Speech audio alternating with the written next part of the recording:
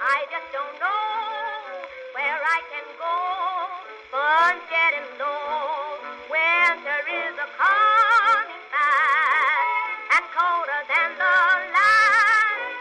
Pity for me, cold as can be.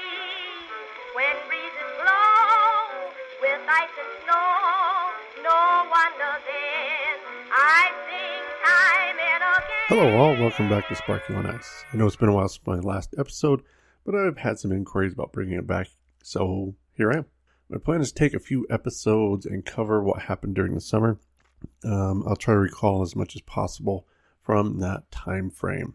Once we're all caught up to my return, I will drop down to a monthly show and do some news from the ice and updates on my process of returning. Then in September, I will return to doing regular shows from the ice, and I'll also bring history back when I get back to the ice. With that said, let's see where we left off. Well, we were waiting for the Winfly planes to arrive. Well, one did finally arrive on September 1st. The previous electrical foreman boarded that plane and we got a fresh new batch of folks. And we lost Wi-Fi to the dorms, which is part of why I stopped doing the show. It became more difficult to produce the shows without it. However, there was a major problem with the first plane. It was a C-17 and it had primarily cargo. In fact, it was what we call a pallet train for easy offload, except one of the teeth on the rear opening that helped keep the cargo in would not retract. Something had broken. They worked on it for about an hour with no luck, so they had to unload the luggage and vital cargo by hand and leave the majority of the rest on the plane. That means no mail, no freshies. So now we had no Wi-Fi, no freshies, no mail, and a bunch of new people. But we figured no big deal. They will just fix the plane in Christchurch and be back in a day or two. Then the weather moved back in. More Con 1, more delays. It was almost another week before we got another plane. Here's the worst part, at least for me. The other electrician was scheduled to be on the second Winfly plane. So that left me as the only electrician on station for a full week. Luckily, nothing horrible happened during that week, and I made it until he arrived. Well, one of the things I had to do with the Winfly flights is to go out to Phoenix and control the lights for the night vision landings. This is quite an experience because we go 100% dark for the landing. This gives us an amazing view of the sky. I've never seen the stars in the Milky Way so clearly in my life. You really don't grasp how much ambient light we produce until you are in a place that has almost zero ambient light for thousands of miles. We have 4 NVG landings, so I had to go out to the airfield each time. Since I was the only electrician on station for a couple of them, it left the station without one while I was there. It was a very stressful feeling. And it was good that nothing major happened while I was gone. But the rest of the planes went well. We did get our mail, which had a couple of packages for me from home. I got some snacks, which I had ordered, some mixed nuts and some Slim Jims. And my wife also sent me a pack of Reese cups, which I really, really love. In addition to mail and freshies, we also got a fresh shipment of the plain plague, a fun upper respiratory infection that the new people tend to bring in with them. It goes to the community pretty quickly, but I was able to avoid this round of it and kept going. Well, during this time, I took over as electrical foreman, and we got 2 electricians in during Winfly, so I had to train them to get them familiar with the station. During this time, we also had to start prepping for the summer science projects, and that means getting the aquarium running. We use the term aquarium loosely since it's really a bunch of fiberglass tubs with seawater in them. They range from 3 gallons to 500-gallon pond-sized ones. The main part of getting these going, at least for me, is installing the submersible pumps in the seawater intake. This year was difficult and different from previous years since we were installing new pumps, which were larger than the previous ones.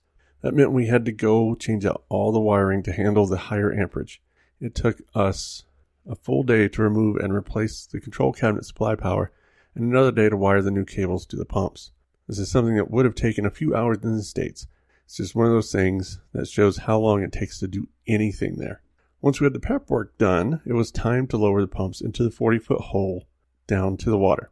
We have to use a crane for this since the pipes, while flexible at room temperature, freeze solid at -20.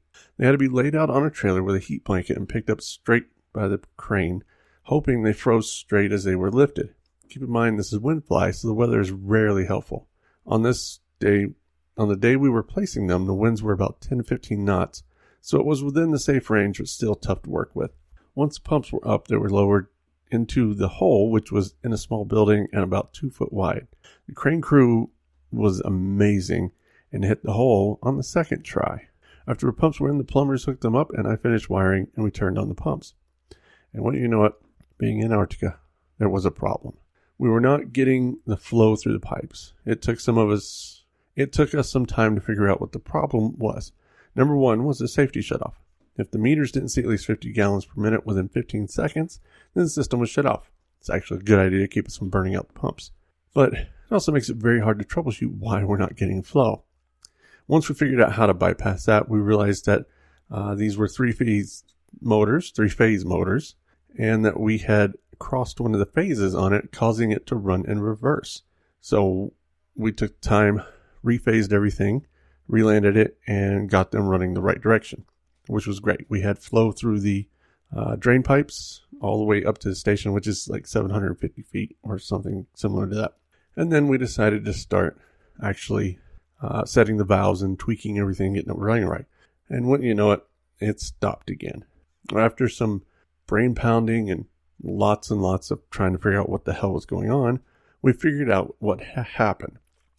During the testing phase, we have this huge 6-inch pipe that all the water flows through, and it flows through the drain back out into the seawater so we could test it. Well, once we started putting it into the system, the pipes there were considerably smaller, which reduced the flow rate. And because we were only using a couple of the valves opening, it reduced it below the 50 gallons per minute rate, and the safety shutoff kicked in. It was weird what took us so long to figure that out. I guess we were just looking at it from the wrong angles, and finally I came up with that idea. We opened up all the valves and it started flowing just fine. Then we tweaked some of the valves so that we could adjust the flow a little easier, and it wasn't as much into the tank, so that the scientists, when they got there, could really adjust the flow.